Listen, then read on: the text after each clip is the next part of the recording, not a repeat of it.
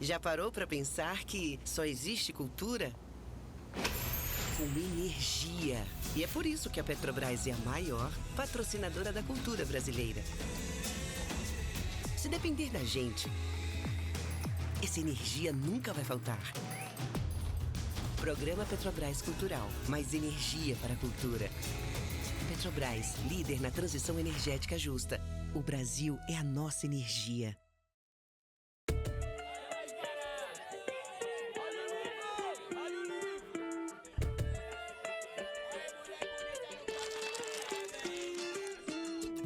Sejam todos e todas bem-vindos à Feira do Livro 2025. A Feira do Livro é uma realização da Associação 451, da Maré Produções Culturais e do Ministério da Cultura por meio da Lei Rouanet, incentivo a projetos culturais. Apresentador exclusivo Petrobras. Patrocínio Prefeitura de São Paulo e Motiva por meio do seu instituto na categoria Prata, Itaú Unibanco na categoria Bronze. Apoio Instituto Ibirapitanga, Pinheiro Neto Advogados e Enjoei. Parceria institucional Mercado Livre Arena Pacaembu, Museu do Futebol e Secretaria da Cultura, Economia e Indústria Criativas do Estado de São Paulo. Secretaria Municipal de Esportes e Lazer, Secretaria Municipal da Pessoa com Deficiência, Biblioteca Mário de Andrade e Livraria da Travessa. Apoio institucional Embaixada da França no Brasil, Instituto Camões, Instituto Cervantes, Canada Council for the Arts, Acción Cultural Espanhola, Ernesto Tsirunik Advocacia, ETAD, Vagalume, Ecoar, Quiro, Inside by Meliá São Paulo e Genópolis, Bubu Restaurante e Ovo. Parceria de mídia, TV Brasil, Rádio Nacional de São Paulo, Folha de São Paulo, UOL, JCDecO, Revista Piauí e Publish News. Acompanhe a cobertura completa da Feira do Livro 2025 no site da revista 451. Acesse www.451.com.br e também nas nossas redes sociais, @a Feira do Livro. Viva o livro brasileiro!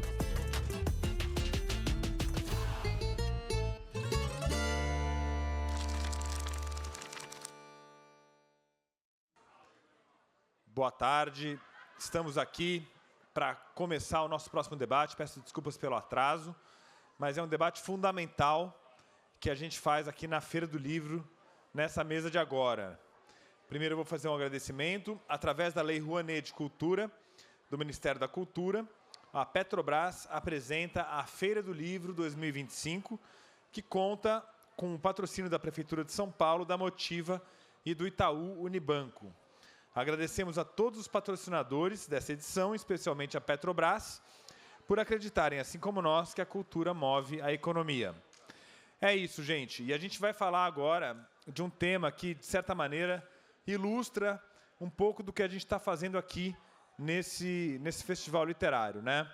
Eu queria primeiro avisar também que esse debate ele vai ser transmitido aqui em português, nos alto-falantes. Nós temos a tradução simultânea, que vai ser feita aí pelos nossos tradutores. E então eu peço que quem quiser ouvir no idioma original precisa pegar os headsets ali atrás. Tá? Então, quem quiser ouvir em inglês precisa pegar o headset.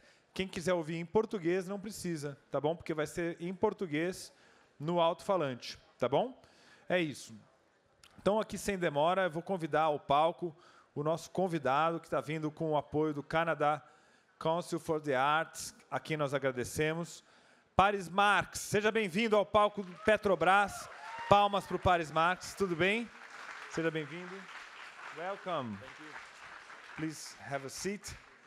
E para conversar com o Paris, a gente convidou a nossa grande colunista da sessão a Cidades e as Coisas, que é uma sessão dedicada, obviamente, ao mundo das cidades e das coisas, né? Que é a Bianca Tavolari. Seja bem-vinda, Bianca.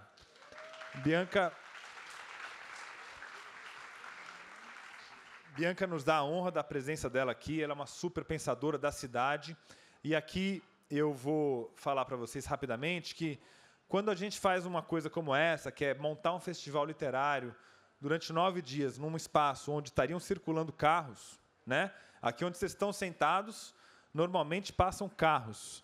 E isso, para nós, é muito importante. Isso é retirar o carro da cidade, é deixar a via pública mais pública do que nunca, porque o carro, ele, de alguma forma, ele é uma forma de privatização. Ele privatiza o espaço público quando um espaço magnífico como esse aqui fica ocupado apenas por carros. Então, a gente tem um orgulho muito grande de poder fazer isso aqui em São Paulo, que é uma cidade feita para o carro, né, gente? Mas a gente está tentando construir uma cidade que é feita para as pessoas. E é por isso que a gente fez esse festival, e é por isso que a gente convida o Pares para conversar com a Bianca, que é uma das grandes intelectuais aí da minha geração, um pouco mais jovem que eu, mas que está trazendo essa pauta urgente para nós, tá bom? Então, nós temos aqui esse debate Estrada para Lugar Nenhum, que vai, enfim, trazer um pouquinho desse assunto para nós. Muito obrigado, Bianca. Seja bem-vinda. Palmas para a Bianca e palmas também para o nosso intérprete de Libras. Muito obrigado.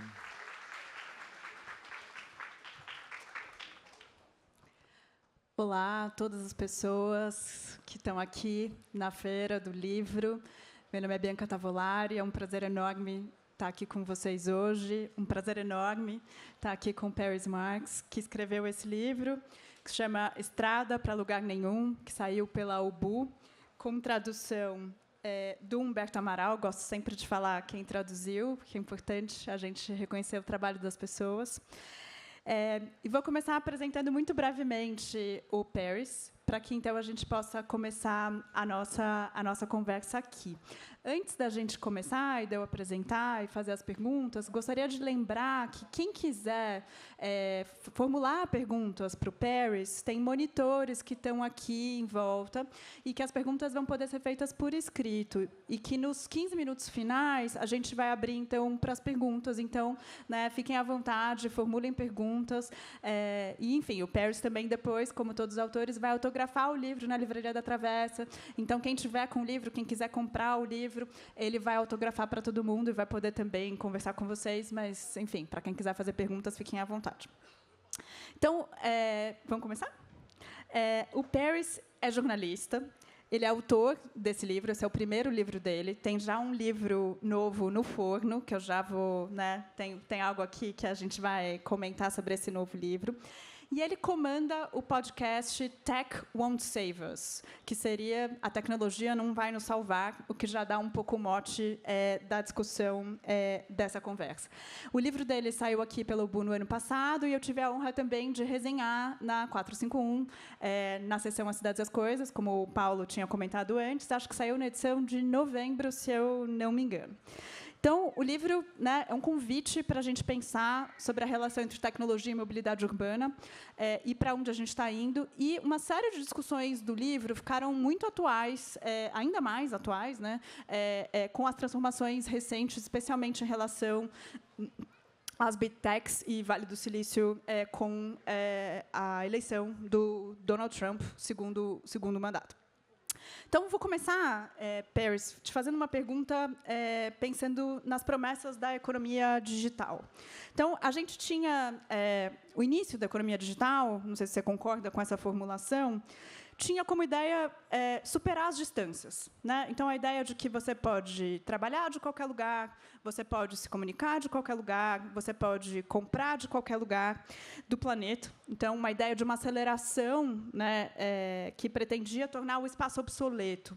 Acho que a gente viu isso se aprofundar na pandemia, né? Então, Zoom, todas as dimensões que a gente foi incorporando à nossa vida para dizer que o espaço não importava. E, se vocês lembrarem, não faz tanto tempo assim, na pandemia tinham várias pessoas que diziam que as cidades iam acabar, ou que elas iam se tornar menos importantes do que elas são hoje, né? Que seria uma espécie de morte da cidade.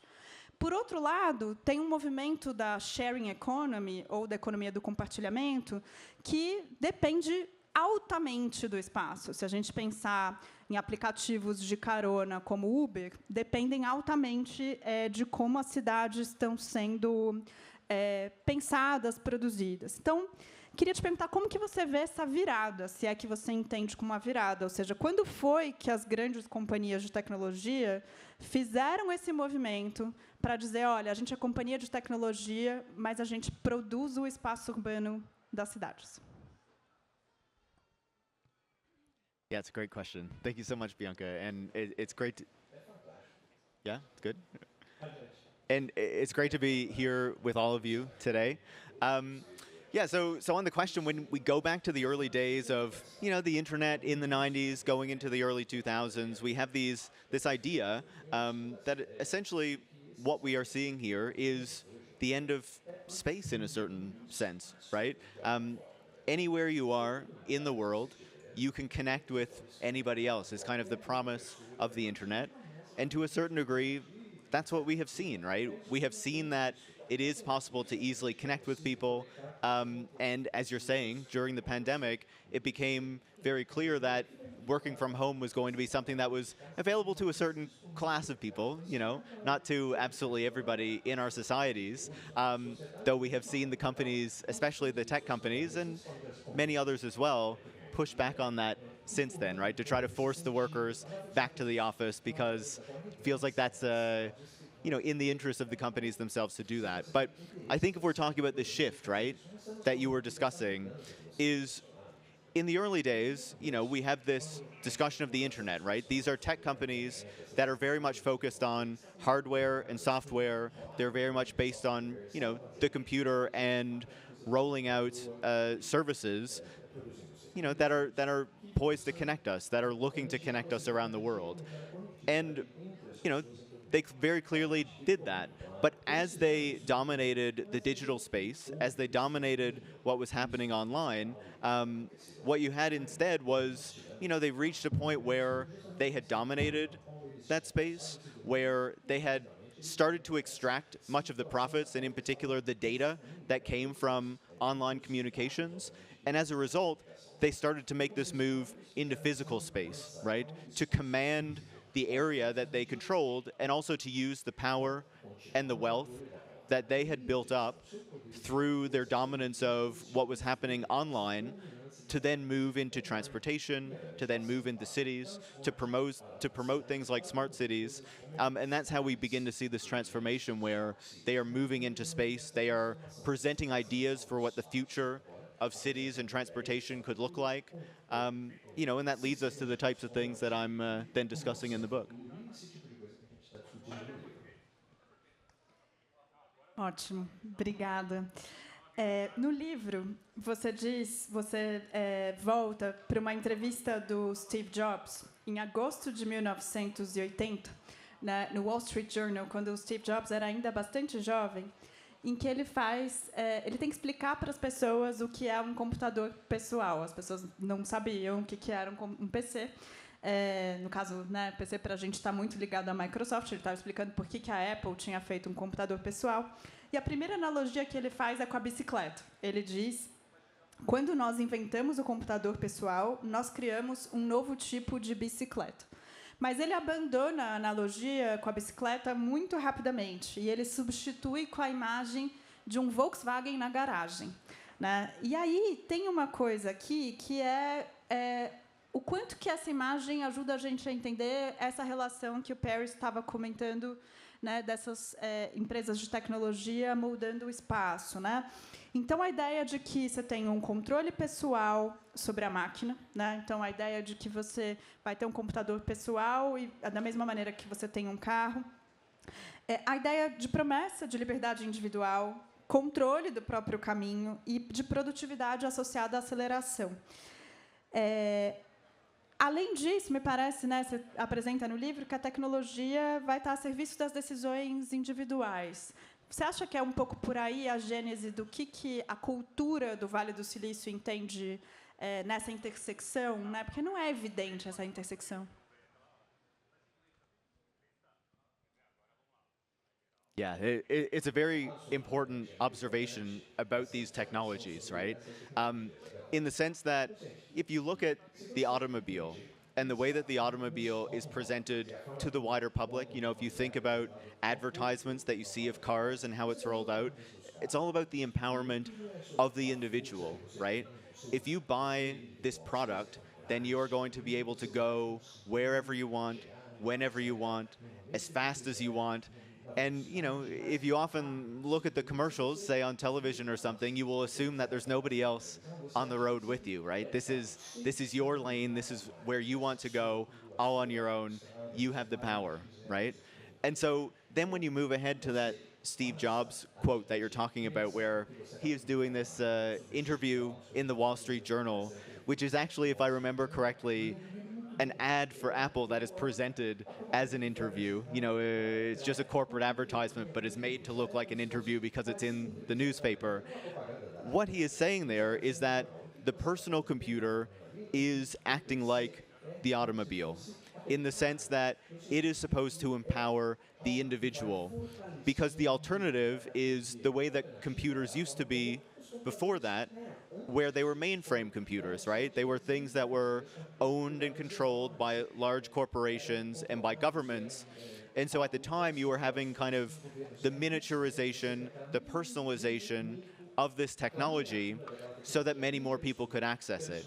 And the argument of people like Steve Jobs, who were influenced by, you know, the hippie movement in the United States and things like that, were that these personal computers now would empower the individual so that they could push back on the power of government and on the power of large corporations.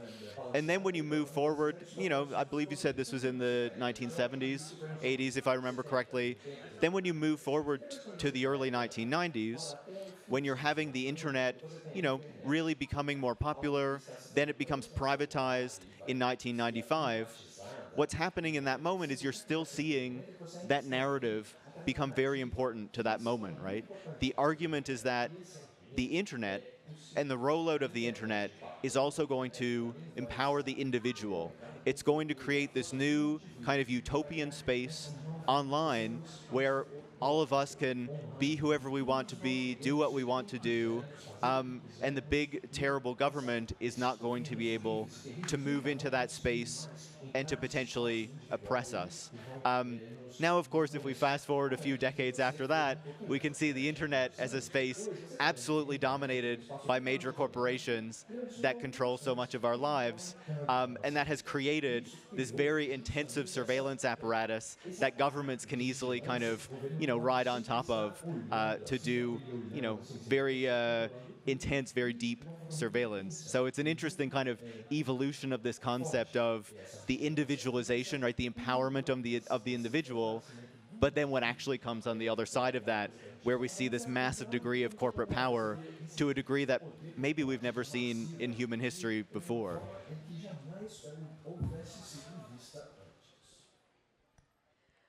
Acho que tem algumas teses no livro, e você depois me diz se você concorda com a minha leitura, mas acho que tem uma tese muito importante que aparece aqui, que você diz que essa intervenção do Vale do Silício nas cidades, de fazer as cidades a sua própria imagem e semelhança, para lucrar dessa produção de cidade, é um fenômeno de projeção da elite, em que você diz que são homens brancos, bilionários, da tecnologia, que pretendem resolver questões de todo mundo, mas que são altamente excludentes. Então, essa tese aparece para pensar o Lyft, para pensar o Uber, né, nas suas origens, para pensar as cidades que o Google queria construir, para pensar também outros projetos importantes do que são pretensas soluções para todo mundo, mas que, na verdade, são feitas por uma parcela, mas que são vendidas como se fosse uma solução para todos. Como que você explica a obsessão com os carros autônomos? Da onde vem essa ideia e se você acha que é parte dessa tese de uma elite que se vê a si mesma nesses carros autônomos, tentando projetar esse ideal de cidade e sociedade para todo mundo? First, I would say I think your thesis is spot on, or your belief in what part of the thesis is of the book. I think certainly when we look at the ideas that the tech industry has for transportation, we can see very clearly that these are people who have a particular experience of the city, right? A particular experience of transportation, and then they are developing potential solutions or ideas on how to address the problems in cities based on that experience. And so, to be very clear, these are people who get around in cars, who very rarely will interact with public transportation or other forms of transportation other than a private jet. And their biggest frustration, or their most significant frustration, is the fact that they get stuck in traffic along with everybody else. Doesn't matter how poor or how rich you are going to get stuck in traffic on the highway, on the roads, with everybody. And they really don't like that fact, right? And they really want to make sure that they can escape that traffic, that everybody else is still going to be stuck in it, but they will get out of it. But they know that making that argument to the wider public is really not going to work to get people to buy into their dreams for what the future of transportation could potentially look like. And so that means that, whenever one of these new ideas for transportation is rolled out, whenever they start talking about Uber back in the day, or self-driving cars, as you said, which I'll come back to in just a second, ideas like the Hyperloop, which Elon Musk promoted as this super fast train that was going to be in vacuum tubes, and supposedly was going to be very cheap to build, and it was going to be wonderful. It sounds very Trumpian today when you think back about it, the way that they talk about these sorts of things. But when you look at all of these ideas, you can see that when they are rolled out by these tech billionaires, by the tech industry, the argument is not that it is going to be great for, these high-income individuals who have a very particular experience of the city. The argument has to be, this is for everybody. This solves so many of the problems within the city. Traffic is going to be solved, inequity is going to be solved, road deaths are going to be solved. They promise it all when you go back and see the origins of these different ideas. But, maybe to come to self-driving cars, there is a real flaw here when you see the actual rollout, when you see what the actual impact of these technologies, these ideas actually is. And so I would say when you think about self-driving cars specifically, what you're seeing there is not just a desire to keep people in automobiles instead of having people take public transportation and things like that, because they are personally often opposed to people getting around in that way and believe it is better if everybody has an individual vehicle, and that of course includes themselves. But it also comes out of particular science fictional ideas that they have as well, right? In the movies that they watched as kids or as teenagers or young adults, whatever, in the books that they read, the vision of the future that they were presented was one where people are getting driven around by computers. They're not driving themselves around in many cases. And so this is what they feel needs to be achieved.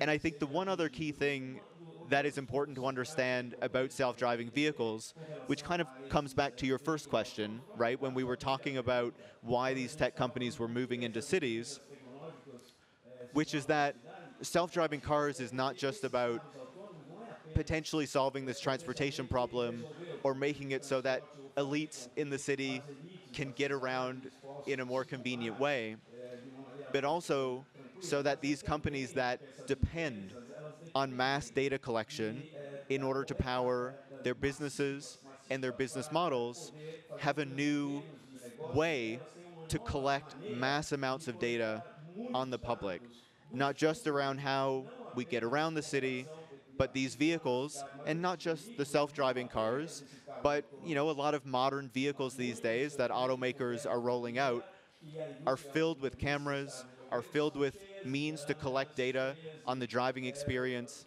and to send that back to the company that controls it. You know, so a company like Waymo, which is a division of Google that makes these self-driving cars, is collecting all of this data, bringing it back to, you know, its broader data repositories that it has on us.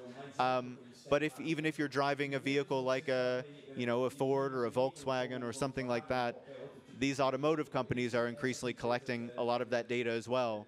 They're storing it, but they're also selling it to data brokers, to anybody who wants to buy it as a new form of revenue. So I think that's an important piece of this too. Ótimo, eu vou puxar gancho aqui, a partir do que você respondeu, para a gente falar da Tesla e do Elon Musk. Você acha que a Tesla perdeu como modelo? Porque se a gente pensar, para além de toda a discussão agora do Elon Musk dentro do governo Trump, já vou entrar no autoritarismo, vamos deixar isso um pouquinho para depois, mas pensar que a Tesla continua sendo, né, um símbolo de carro de luxo, né, não é um carro massificado, é um carro muito caro, e que, nesse sentido, né, a produção de carros chineses elétricos, como o da BYD, por exemplo, abocanhou uma fatia de mercado muito maior. Como que... E não posso deixar de mencionar, né, que acabou de acontecer, né, o foguete da SpaceX, né, foi completamente destruído nos ares. Né, então, tem algo aqui que eu queria que você comentasse essa estratégia e esse modelo de negócio. Em um dos seus episódios de podcast, né, do Tech Won't Save Us, você comenta com um convidado sobre essa discussão das pessoas deixarem de comprar o Tesla ou de quererem vender o Tesla depois que o Musk entra no governo Trump, e o quanto isso também afeta esse modelo de negócio e o quanto a parte do carro elétrico, a parte verde, talvez seja menos o que tem ali de core business da Tesla e mais seja uma estratégia do Elon Musk de dominar uma narrativa e de dominar poder. Então, queria te ouvir nessa relação geopolítica China-Estados Unidos em torno dos carros elétricos.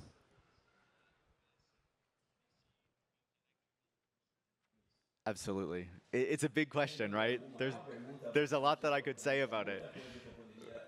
For all the years that I've been writing about Elon Musk and speaking about Elon Musk and analyzing his businesses, it's been quite something to behold the past 6 to 8 months as he has really made this transition, and to see so many other people kind of recognize who this man really is and what he has always been. And so to address Tesla specifically, I think there are two distinct pieces of this for me. The first is about what we have seen more recently, right? So, Tesla as a car brand was, basically one of the most popular electric vehicle brands in the world.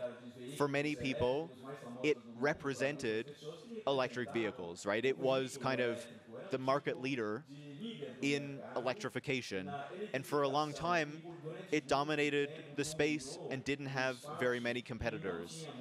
And so it was natural that a lot of people, felt that they needed to support this company because it was leading the charge with electrification, especially if they felt that electric vehicles were going to be important to addressing climate change, the climate crisis, to reducing emissions. Obviously, that in itself is a bigger debate that we can get to if you want. But what we see more recently is, as Elon Musk's politics have become much clearer, as he has aligned himself with the far-right political movement of Donald Trump, obviously he has turned off a lot of his potential customers. If you think about an electric car brand, that is going to lead, the types of customers, the types of people buying those vehicles are going to lean more progressive, you would imagine. And that is, of course, what we see reflected, in opinion polls about the people who are buying these vehicles. So as he embraces a very right-wing politics, and even openly questions whether climate change is as big of a threat as it clearly is. He has, of course, turned off a lot of the people who would want to buy those cars. And so we see significant declines in the sales of Tesla in Europe, in Canada, in Quebec. There was recent reporting about significant declines in Tesla sales. We've seen it in some parts of the United States, in Australia as well. Those are just the numbers that I know off the top of my head. And it's not clear, as Elon Musk tries to distance himself from the Trump administration, whether that is going to significantly change. Me, I would be skeptical. You have a lot of people now who are protesting in front of Tesla dealerships, in front of Tesla buildings more broadly, and they have become kind of a signal or a lightning rod for opposition, not just to Elon Musk, but to this wider political program that he clearly supports and has allied himself to. And so it's hard to see that will change. But then the bigger piece of that gets to the more fundamental model that you were talking about in your question.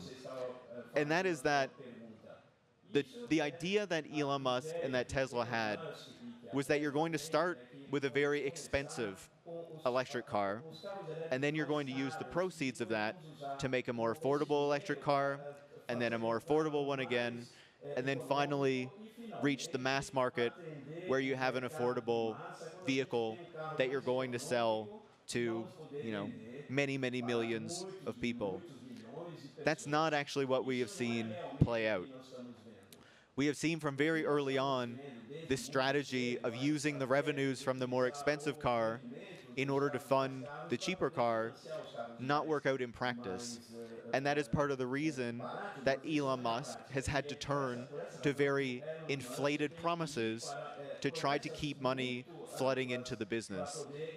Promising things like self-driving technology was only a year or two down the road, and he's been saying that since 2014, and it still is not here. He claims he's going to roll it out in Austin, when is it, next week, I believe, but I think that's going to be a very scary time for the people of Austin who are on the streets there. But then, beyond that, what we are seeing is that the new cars or the new projects that the company has been putting its energy into are things like the Cybertruck, which have not played out.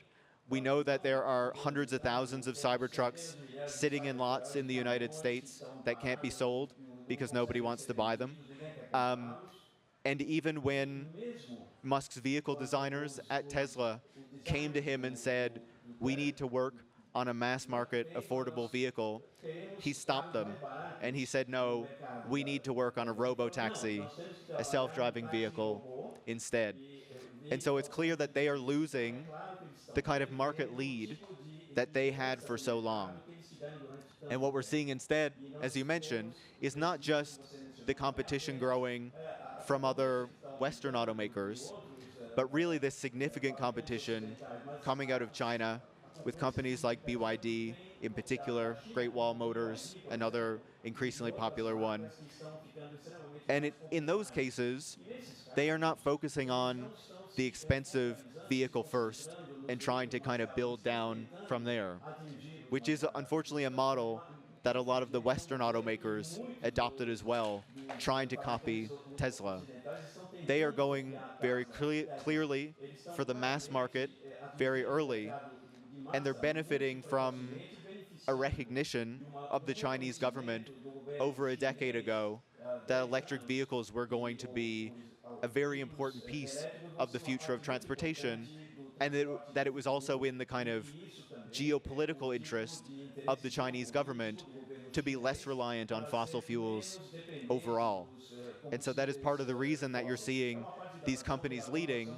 And maybe the final thing I would say about this is that I think that there's often this misconception that the success of these Chinese automakers comes out of the fact that they just received a ton of free money from the Chinese government and were able to underprice their vehicles. But what we see in reality is that what China did is they used subsidies in order to incentivize the creation of over 1,000 electric vehicle companies that competed for the domestic market.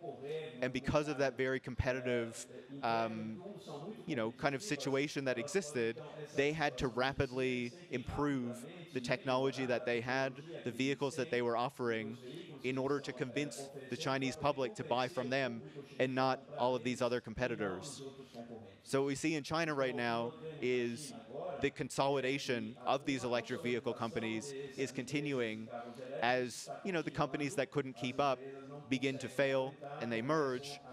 And it's those companies like BYD that have been successful, that have a history in battery production and then moved into vehicle production, that are then taking those kind of capabilities, those learnings, what it learned within the Chinese domestic market, to then go international. And that obviously poses a very clear threat to not just Tesla, but Western automakers more broadly, because they have not been able to keep up and they are finding themselves uncompetitive in this new landscape. Foi ótimo que você já antecipou uma pergunta aqui, que é a pergunta sobre a eletrificação de carros de maneira geral, né? Então, no seu livro, você deixa muito claro a sua crítica, né? E diz, não é o caminho que a gente transforme todos os carros individuais movidos a combustível fóssil em carros elétricos, por muitas razões que o Paris apresenta no livro. Desde uma discussão importante se os carros elétricos de fato são mais limpos do ponto de vista das emissões, porque a gente está falando de um aprofundamento da extração de metais e minerais, especialmente lítio e cobalto, por causa das baterias. Então, né, tem toda uma discussão extrativista em relação a como esses carros são dependentes, né, desses minerais e como esses minerais se tornaram, né, geopoliticamente estratégicos agora. Mas também, se a gente continua tendo uma solução individual para cidades, a gente vai ter morte de trânsito verde, a gente vai ter engarrafamento verde e a gente vai continuar pensando numa solução individual. Eu queria te perguntar, Paris, se você acha que, pensando na eletrificação, se ela é uma solução interessante para o transporte público de ônibus, ou seja, se você acha que todas as cidades deveriam ter ônibus elétricos, se você acha que a gente não deveria investir em carros individuais elétricos, porque, afinal de contas, a gente não deveria investir em carros, né, e na infraestrutura específica. E queria que você comentasse alguns dos obstáculos que estão aparecendo à produção de carros elétricos. Então, por exemplo, aqui no Brasil, tem dois elementos que eu não sei se estão no teu radar, que é uma oposição bastante grande do setor sucroalcooleiro. Então, dizendo a gente não deveria ir para os carros elétricos porque a gente deveria ter carros a álcool. Ou então, mesmo, essa discussão da precificação do mercado secundário. Então, quando a gente está falando de ônibus elétricos, né, as empresas de ônibus ainda não conseguem precificar quando esse carro virar obsoleto, para quem elas vão vender, se vão conseguir vender para prefeituras menores. Então, né, se a gente começar a pensar obstáculos como esses e como que você enxerga, qual parcela faz sentido eletrificar e qual não?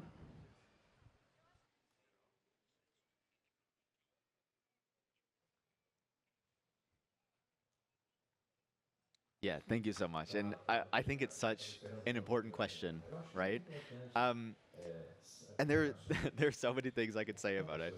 I think that when we look at electric cars more broadly, I think that on the one hand, if we were in a perfect world, we would recognize that what we should do is put all of our kind of power and energy behind public transportation, behind cycling, behind improving intercity transportation options like, buses and trains and things like that.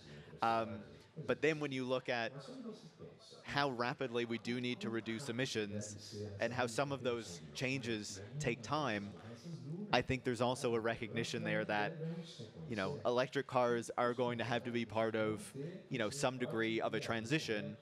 And then the question is how significant that is going to be. I still think that especially in urban centers, the focus should be very significantly on public transportation, on alternatives to cars, and in particular on making sure that more of the road space that we have is given over to those alternatives and not dominated by personal vehicles, right? That are inherently going to be limited in the number of people who can get around in that way, creating all of the traffic and things like that. And I think that's a really key point, right? Is even when you transition to electric vehicles, that doesn't change the fact that people are going to get stuck in traffic, right? So many of these problems that arise from a transportation system dependent on automobiles are still going to exist with electric cars. And in fact, because electric cars are so much heavier, it presents a bigger threat to pedestrians who get struck by them, right? Because they are heavier, and because they can be more deadly and more damaging as a result of that. That also, the weight causes more kind of localized air pollution, because a lot of local air pollution actually comes from tire dust. If you're not thinking about, the impacts of climate change, which come from the tailpipe, but local air pollution, some of it comes from the tailpipe, some of it actually comes from the tire kind of wearing out, right? And the heavier the vehicle, the more that is going to happen. And so there are a number of other reasons why, yes, an electric vehicle will reduce the total emissions of transportation if you use it enough.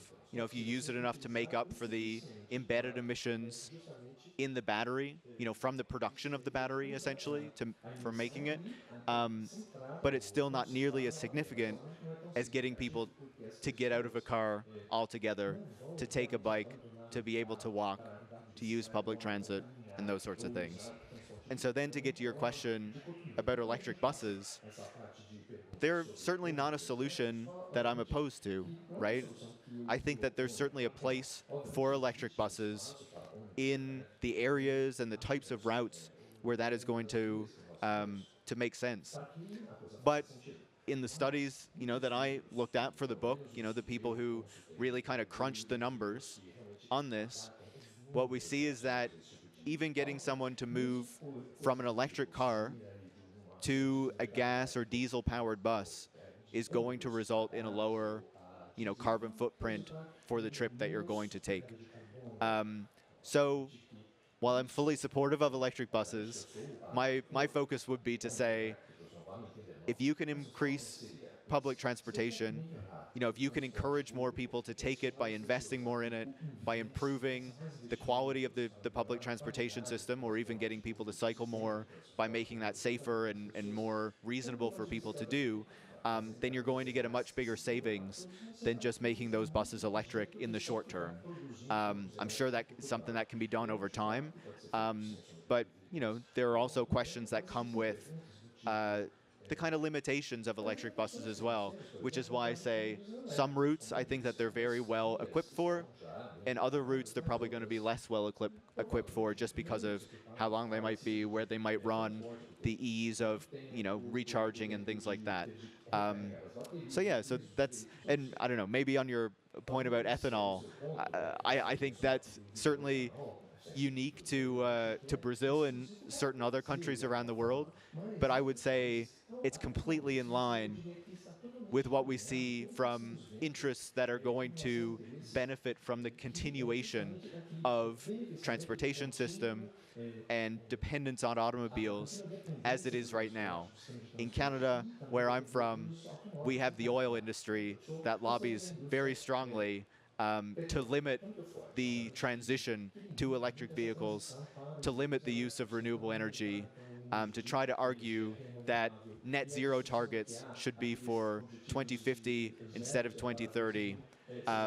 So I think, in all of our countries, we have these interests who are going to argue for their own interests above the collective one.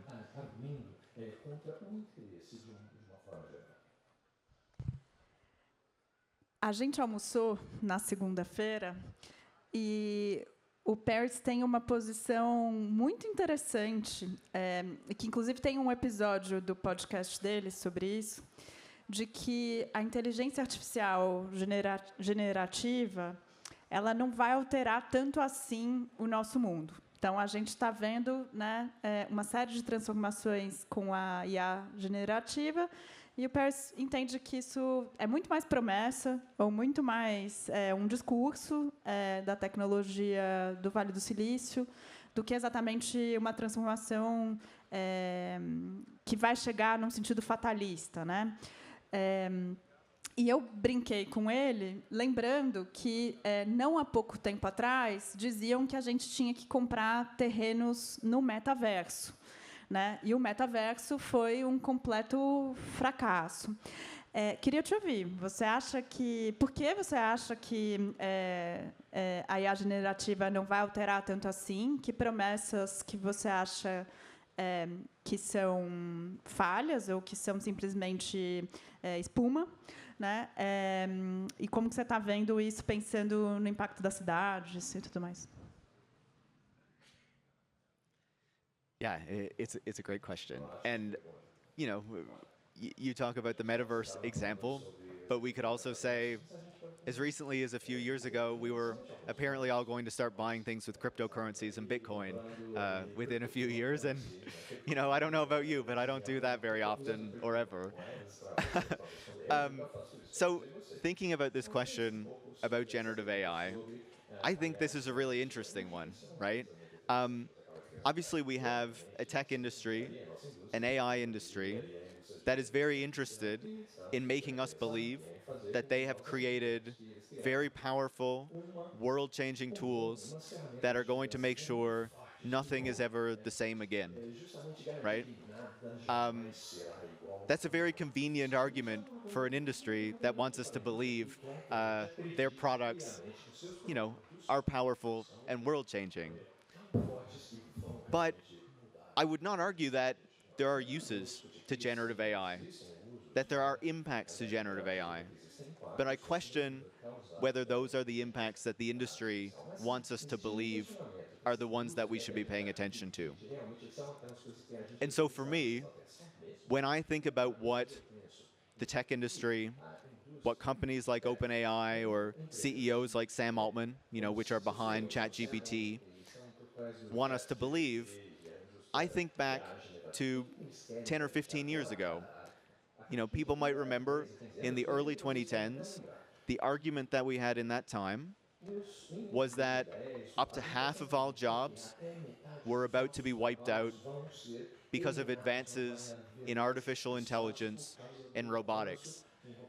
That we were going to have no more taxi drivers, no more truck drivers, because they were going to be replaced with computers.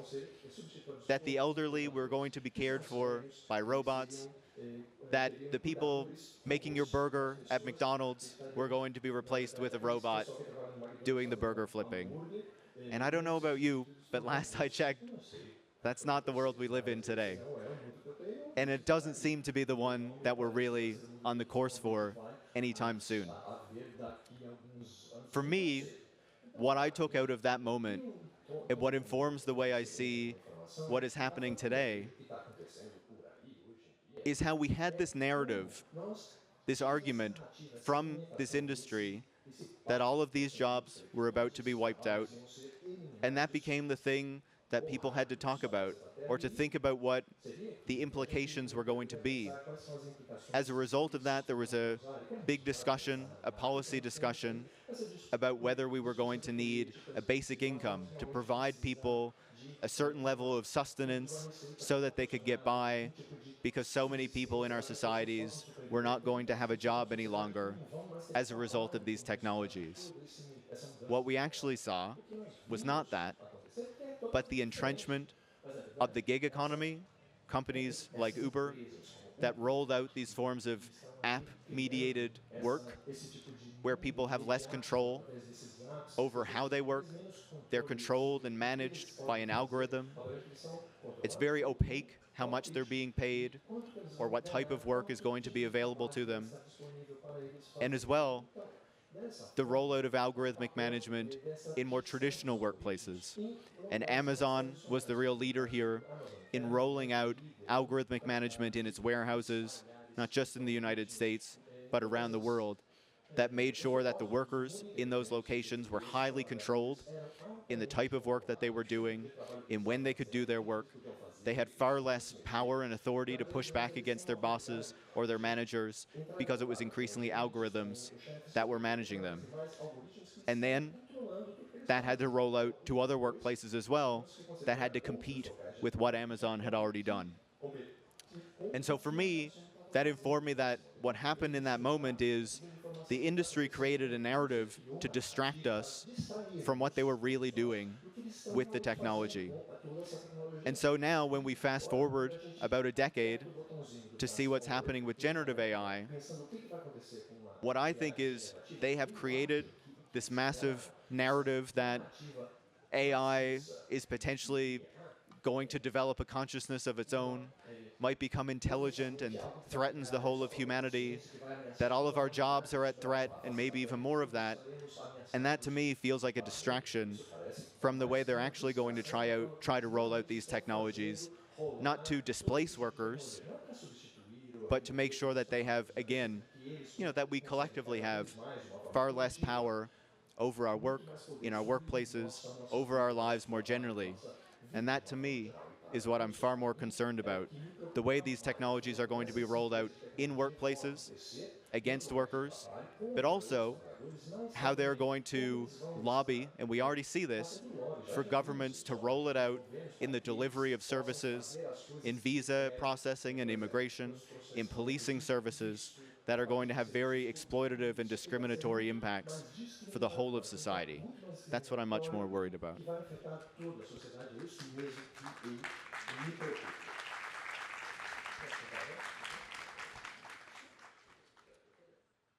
A gente já está recebendo algumas perguntas e tiveram duas perguntas que, de alguma maneira, dialogam com uma pergunta que eu já tinha planejado aqui, que é a pergunta do Alexandre Lotti, e tem uma pessoa que não colocou o nome.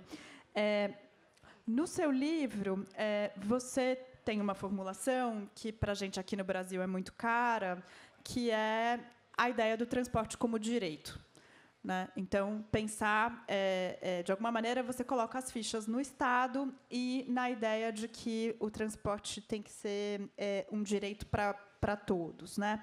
Então, as perguntas que vieram aqui é um pouco como fazer isso ser realidade, ou seja, como pensar práticas específicas, inclusivas e democráticas, está na pergunta do Alexandre, ou qual é o meio mais eficaz de tirar as pessoas dos carros e integrar ciclistas, transporte coletivo. Então, se você puder comentar o que você visualiza como transporte como direito, e talvez exemplos do que você considera que sejam, o termo boas práticas é muito Vale do Silício, né? Mas do que você considera sinais de horizonte de transformação nesse sentido, acho que poderia ser muito interessante para a gente.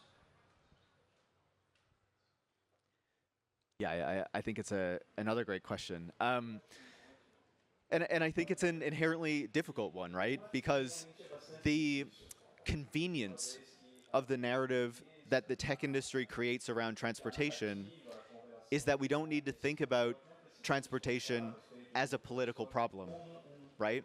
That it's simply a technological one. And if we roll out a different form of technology, then all of these long-standing transportation problems will be solved. And that's not the truth. It's not the reality.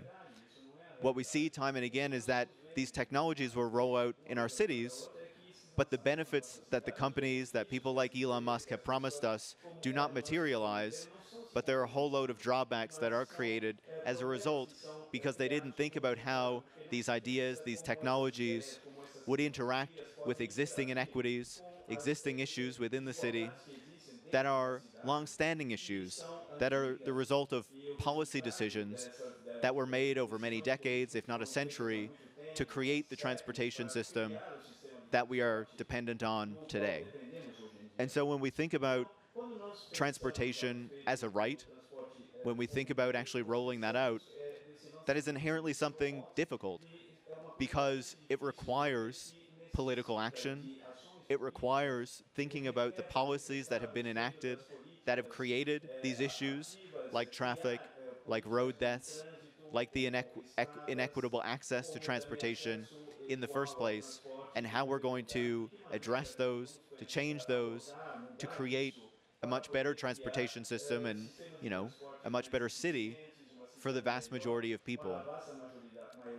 Obviously, that is not going to come out of nowhere, especially when, you know, you were talking about the ethanol industry, when we have very powerful commercial interests that benefit from creating this inequitable transportation system that they profit from in the first place.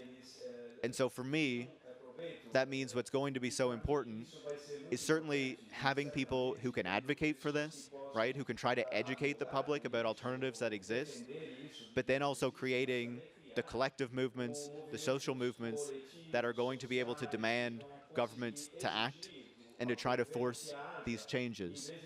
Because it's not something that, you know, governments are just going to do on their own, especially when there is powerful lobbying from corporate interests that want things to stay as they are, or just to change in such a way that further benefits them and their interests. And so, you know, it's not an easy thing, but that is obviously what needs to happen in order to try to force these broader changes, in my view. And then if you're thinking about, you know, what examples of this more beneficial transportation system would look like, for me, it requires recognizing that it's always going to be a smaller segment of the population that's going to benefit from the automobile and getting around with an automobile. And what we see on streets around the world, here in Brazil, in Canada, where I'm from, is that when you make the automobile an object that is supposed to be a mass consumption item that everyone is supposed to own to get around, that you just start having everyone being stuck in traffic with everybody else because it's a very inefficient way to get people around. And so what it would mean to actually roll out transportation as a right is to make serious investments in these forms of collective transportation, in making sure that public transportation is much better supported, is much better funded, is much more frequent, much more accessible to people, is thinking about making sure that cycling, you know, that using a bike is something that is going to be much more accessible to people, in the sense that to get around with a bike, you need to be pretty certain you're not going to be hit by a car, and that you're also going to be able to park your bike somewhere where it's not going to get stolen, right? You need that degree of dependability.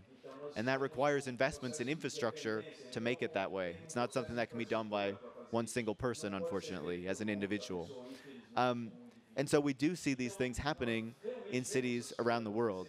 You know, we were talking about this earlier, but one of the, you know, really significant examples in recent years has been to look at the city of Paris in France, which used to be very dominated by cars, where the city government, led by Mayor Anne Hidalgo, has been significantly expanding the public transportation system over many years now. But they also really took advantage of the moment of the COVID pandemic.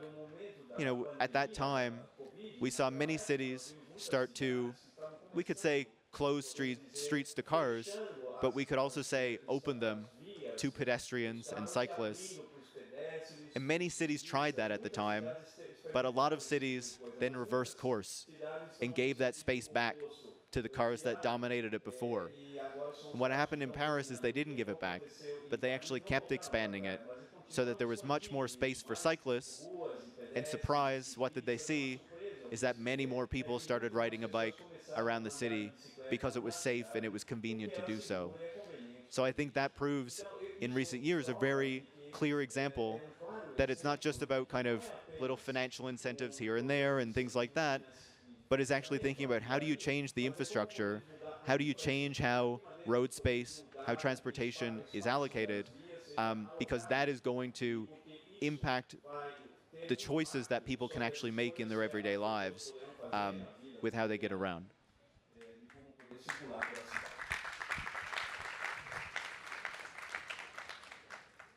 Já que você mencionou Paris e a prefeita Anne Hidalgo, que talvez junto com a ex-prefeita Ada Colau de Barcelona, duas das grandes inspirações nos últimos tempos de modelos de cidade progressista, eu queria puxar, teve uma pergunta aqui do Maurício Machado, na verdade, que é sobre a cidade de 15 minutos. Se você acha que esse é um modelo. Aqui em São Paulo, essa primeira vez em São Paulo, depois você conta o que você achou. Mas aqui em São Paulo eu costumo brincar de um jeito dramático, né? Que se a gente tivesse a cidade de 1 hora, já seria uma revolução.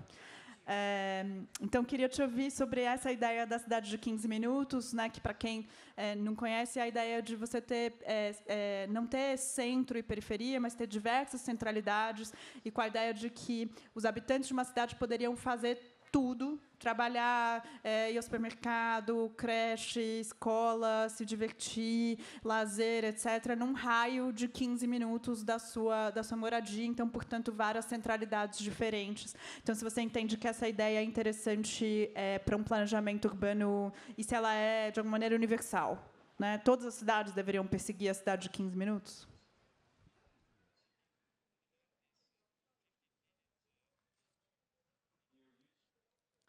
Yeah, I think it's an interesting model, of course, right? And as you were saying, the idea being that, obviously, we live in cities. There's often a center of the city, but the idea being that there are other neighborhoods where all of the kind of amenities and things that people rely on are going to be within a 15-minute, kind of distance, accessible within 15 minutes of their ability to get around. I think it's a fantastic goal, right? Obviously, emerging from European cities for, how these things can be put together. And I think the idea of making sure that, the services people depend on are going to be more accessible to them, that they don't need to travel as far to reach them, is a laudable goal. Is a 15-minute city specifically going to work in every city around the world?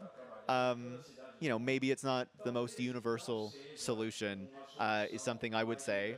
And maybe it's something that is going to work in particular cities, in particular European cities in particular. But I still think that the notion, that the concept gives us something to strive toward as a kind of general principle, right?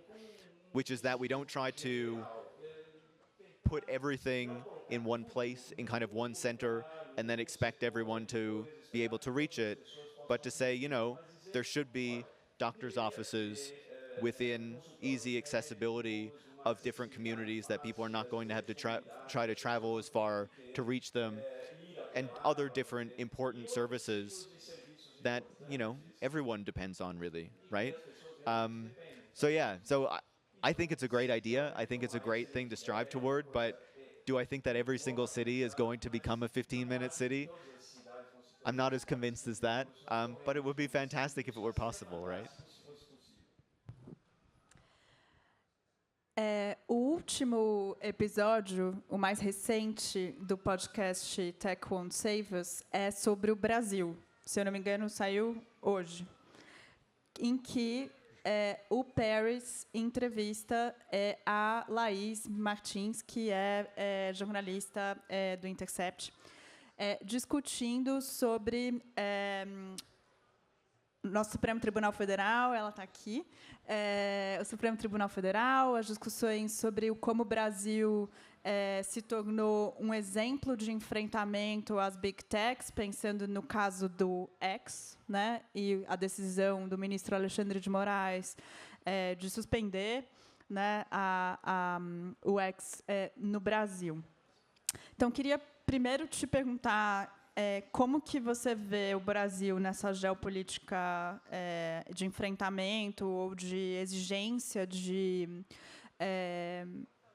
de demandas específicas em relação de algum controle, não é nada fora do sobrenatural exigir que a empresa tenha representantes legais no Brasil para que ela possa funcionar e que possa ser responsabilizada, né, se isso é uma espécie de boa prática que está sendo discutida em outros lugares, mas também chamar a atenção para outras decisões que a gente chegou a comentar no nosso almoço, que é o Supremo Tribunal Federal teve decisões importantes para garantir a tarifa zero nos dias de eleição. Então, na última eleição, isso foi bastante importante. A gente está vendo, no Brasil, uma grande quantidade de cidades, são mais de 120, até onde eu sei. Quem faz essa conta é o Daniel Santini, sobre a tarifa zero, quais cidades estão implementando. Inclusive, cidades que não têm prefeitos e prefeitas progressistas. Essa é uma herança do nosso junho de 2013, que foi muito importante do ponto de vista da discussão sobre as cidades. É uma herança, talvez, uma das poucas que se tornou uma política progressista. E agora, né, não poderia deixar de mencionar que essa semana está em pauta o SUM, que é o Sistema Único de Mobilidade, que é uma discussão importante sobre como a gente financia a mobilidade no Brasil e do quanto, né, no caso especificamente a mobilidade de ônibus, ainda está relegada aos municípios. Então, talvez o Brasil tenha algo aqui no sentido não só de regulação das big techs, mas pensar a tarifa zero como um norte, um horizonte de transformação, também possa ser algo importante para a gente pensar. Queria te ouvir. Yeah, I'm a big fan of, free fares on public transportation and things like that. If people are driving on the roads, certainly there are occasionally toll roads and toll highways and things like that. But for the most part, this is an infrastructure that is paid for with the taxes we pay, and people are able to use it for free. And so why should that not also be the case for public transportation, to put this additional kind of fare barrier on people's ability to access it? So yeah, that's basically a way to say I completely support it, and I certainly love to see a movement in Brazil in that way, and hopefully it can kind of provide some evidence to encourage other cities to do the same. There have been some cities in the United States, for example, that have done this. In the core of Calgary in Canada, you don't pay to use public transportation. You see more European cities doing the same. So I think it's a great movement, and I would like to see it continue to expand. I think, to pick up on your broader point about, what Brazil can kind of represent, and let me first be clear that I'm not going to claim to be any kind of expert on Brazil. I have very limited knowledge compared to all of you. But still, even with that said, I think that the decision to block Twitter or X when Elon Musk and the company refused to abide by the rulings of the Supreme Court really showed what is possible. I think it gave an example to other countries around the world to say that if these companies, if these American tech companies, US tech companies, excuse me, are not abiding by the rules and the laws in our countries, that we should that we should have consequences for that, right? If they are not, that we might have different values, we might have different expectations than what happens when they operate in the United States. And if they are not going to abide by that, then they should be held to account for it, even if that reaches the level of blocking the platform in our countries. I'm sure that, there are other social media platforms to use. I know that a lot of Brazilians joined Blue Sky after that happened. And of course, there will be, I'm sure, opportunities to create domestic alternatives and things like that too over time. I think one of the reasons I was particularly interested in Brazil was not just because of this, but stories I had heard from the past about the Brazilian government's support for Linux and open source softwares in the past, to make sure it was not going to be highly dependent on these, American platforms like Microsoft and Google for running the government. And we're seeing more and more countries around the world doing something similar. Governments in Germany, governments in Denmark, that are saying we're done kind of running our governments on Microsoft software or on Google software and doing something different. And so I think, obviously Brazil is a large country, has a lot of people. There's a lot of capabilities that are within your country, a lot of great ideas. And as there is this growing push globally to develop technological platforms, digital services, to try to create a tech infrastructure that is beyond the control and the domination of US tech platforms and, these dominant US tech companies, I would hope that there is an international alliance of countries that actually come together to work on that. That would include Brazil, that would include countries in Europe, that would include Canada, I hope, please let us in.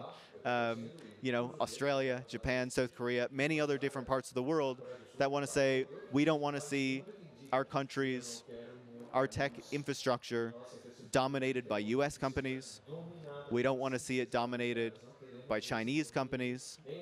We want to build something different that is based on a fundamentally different model of developing technology that is not just to maximize shareholder value at the expense of the public, but to develop non-commercial technology that is in the public's interest and that is financed and supported by our governments that are supposed to serve all of us. So I would love to see Brazil as part of that wider movement.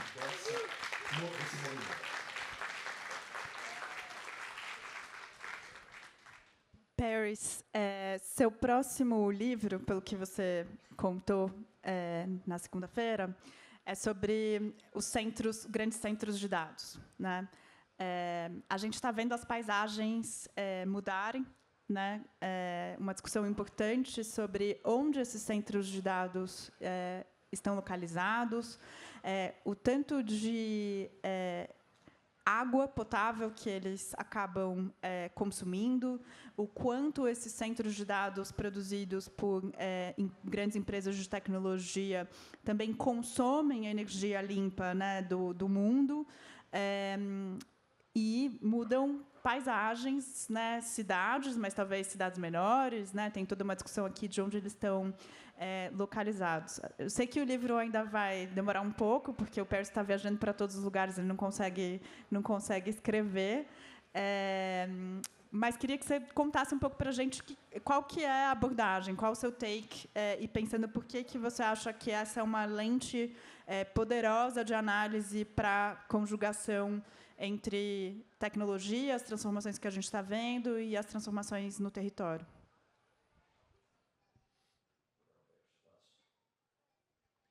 Yeah, I think it's a key moment, right? And to be clear, these data centers are massive infrastructures that are being built in larger and larger numbers around the world that are, if you think of a warehouse that stores a lot of goods within it, a warehouse would be an infrastructure like that, often, on the periphery, on the outskirts of cities is where they tend to build them, that are filled with tens of thousands of servers that are designed to store data, to run the websites and the services that we depend on, but also increasingly, and maybe this is why you've been hearing more about them recently, to power the generative AI tools that these companies have been rolling out in the past few years.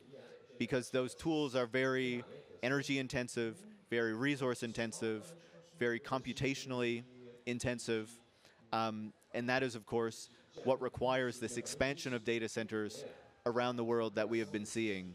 Since 2022, companies like Amazon, Microsoft, and Google, which dominate this space, have been making massive investments, billions and billions of dollars, in countries around the world in order to significantly expand not just the number of data centers they have, but also the amount of computation that is at their disposal, because they're trying to build larger generative AI models, more powerful generative AI models, regardless of the cost or the consequences of that. And these infrastructures, they require a significant amount of water in order to cool them down. I'm sure if you've ever kind of used your laptop and were maybe playing a video game or doing something really intensive on it, you've seen how how hot it can get. Now imagine tens of thousands of those under one roof. You can think about how much it needs to be cooled down.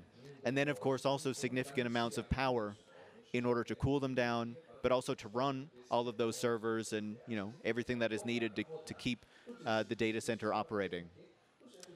And so, in this book that you're talking about, I want to look into why these companies are building out so many more data centers around the world, what the collective cost of that is when we look at the supply chains. Again, you were speaking about mining for electric vehicles earlier, but there's also a significant amount of mining that needs to be done to create these servers, these computer parts. But then on top of that, we have more and more communities around the world. We see it in South America, in places like Uruguay and Chile, that are pushing back on the construction of data centers in their communities. And of course, actually, Brazil is the place in South America where there are the most hyperscale data centers that have been built, and there's a lot more being proposed in this moment. And so I want to understand the commercial imperatives that are behind this. If you think about companies like Amazon, Microsoft, and Google, cloud services, which is maybe a term you've heard of, but essentially, a big part of their business is selling computation to other companies, to governments as well, to anyone who wants to buy it. And by expanding the number of data centers that they have and expanding the demand for computation by rolling out AI tools, they are inherently growing their businesses, which is, what their mandate is. But is that actually in service of the broader public? Is this increase in the amount of computation we're using, in order to power these tools and in order to drive the business model of these companies, really in service of all of us? This is a question I want to ask in the book. But then beyond that is also the ideological piece of it. We were talking earlier about, the science fiction ideas of these tech billionaires, how they see the future, how they think about the future. This is also really important with data centers, because when you look at the rollout of generative AI, there is this narrative that, we're not just rolling out chatbots and image generators. We're getting closer to getting to a point where computers themselves are going to be able to think, are going to replicate human intelligence.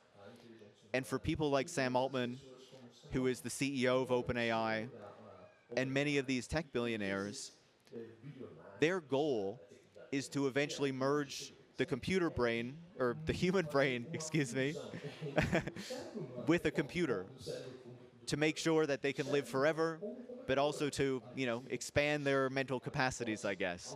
Again, because they have seen this in these science fiction futures. And they believe that to create this future that they want, where they can merge with machines, but also where, we can all kind of become our own AIs in a sense, that we are going to need a lot more computation for that. And so even if the business case is not always there, even if these data centers cost a lot of money to build out, even if the AI tools aren't as profitable as, you would traditionally imagine for a business like this, they have a broader goal in mind of achieving these science fictional futures that is also driving their idea of what our collective future should be, but also what their kind of commercial drivers should be, the type of technology that they are developing. And that means that technologies that could be, much more useful for the collective interest, serving the broader public, do not get the same degree of resourcing as these technologies that serve these very distorted visions of the future that come from the tech industry. And so this is kind of, what I'm trying to explore with this book that is still very much in the progress, a work in progress.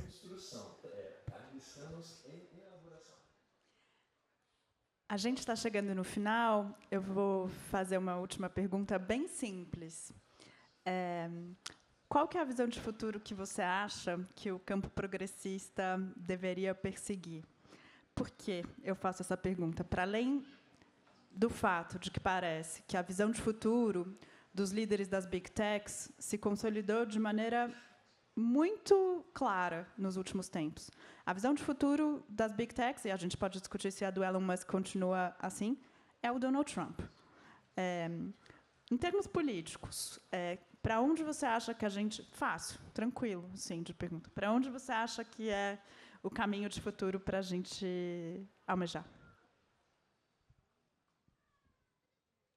It's a very important question. And I would argue that part of the reason that these tech billionaires have been able to dominate, not just our economies, but also our ideas of what the future should be, is because there was a real pullback in that political vision, at least for the past number of decades, right?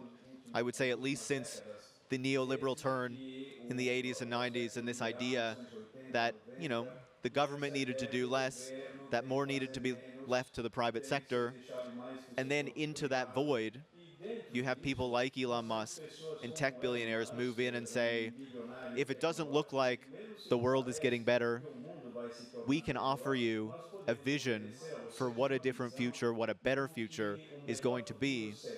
And that is achieved by rolling out technologies that we, the tech industry, are going to develop.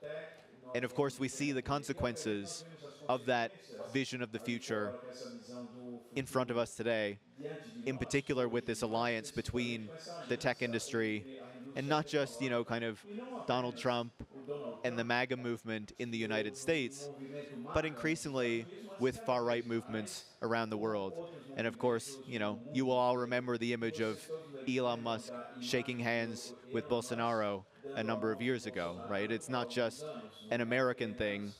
It's not just in the United States where they're cultivating these relationships.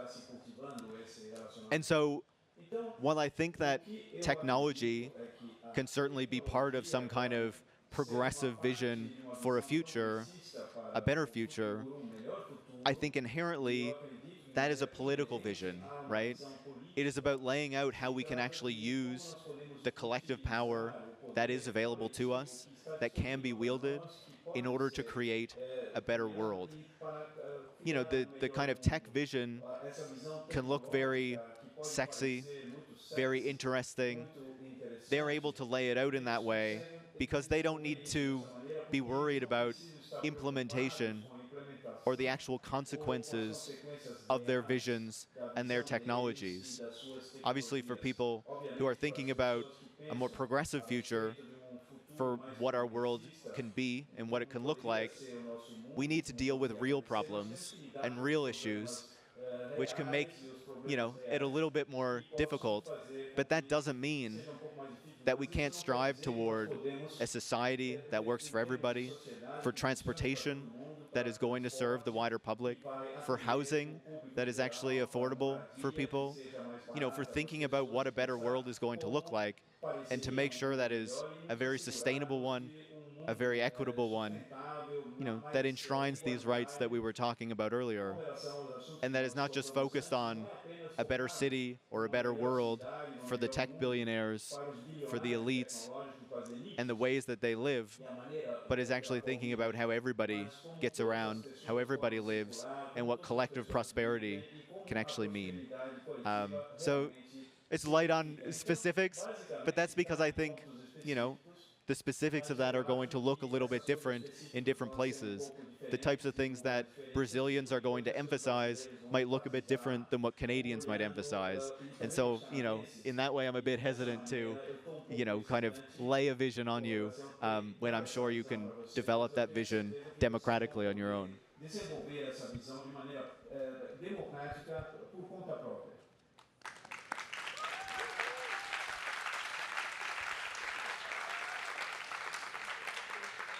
Eu não poderia deixar de registrar a presença da vereadora Renata Falzoni, do PSB, que está aqui, do vereador Nabil Bonduque, do PT de São Paulo, que está aqui. Eles dois fazem parte da bancada pelas mudanças climáticas, junto também com a vereadora Marina Bragante, que, se eu entendo bem, não está aqui, mas é importantíssimo que a gente tenha representantes da Câmara Municipal nessa discussão. Paris, muito obrigado. Vou lembrar que o livro Estrada para Lugar Nenhum, que foi publicado pela UBU, está à venda aqui na feira. O Paris vai autografar os livros na Livraria da Travessa, aqui do lado, para quem quiser. E as perguntas que eu não pude fazer, eu vou entregar para o Paris, elas estão em português, mas também vocês podem fazer para ele. Então, acho que a conversa continua. Muitíssimo obrigada.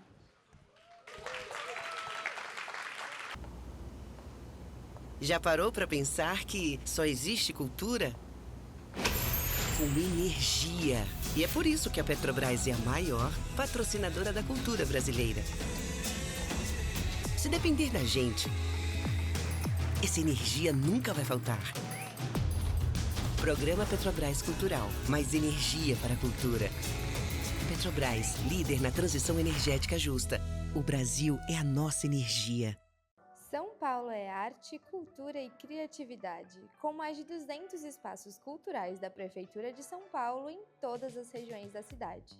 E grandes eventos, como a Virada Cultural, que em 2025 reuniu cerca de 5 milhões de pessoas. Neste ano, a Secretaria de Cultura e Economia Criativa já promoveu mais de 5 mil atrações gratuitas e 319 milhões de reais foram anunciados em editais de fomento. Isso é São Paulo, cidade de todas as artes. O brasileiro não sabe ser pequeno. É da nossa natureza mover a vida como gigantes. Por isso, a CCR, maior empresa de infraestrutura e mobilidade do Brasil, está movendo a sua marca para um novo momento. A CCR agora é Motiva. Mais do que estradas, trilhos e aeroportos movendo o Brasil. Uma marca que já nasce gigante, como você. Motiva. Você nos move.